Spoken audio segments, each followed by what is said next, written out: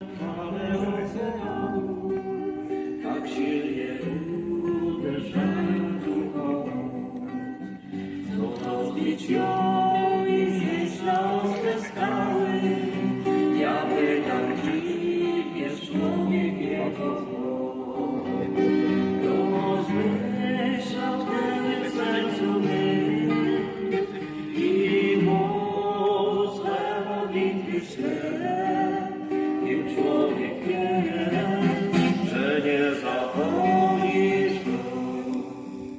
A kiedy spojrzę w gwiazd niebieskich roje, na wszystko, co stworzyły z mocy swej, na niezliczone lasy cuda Twoje.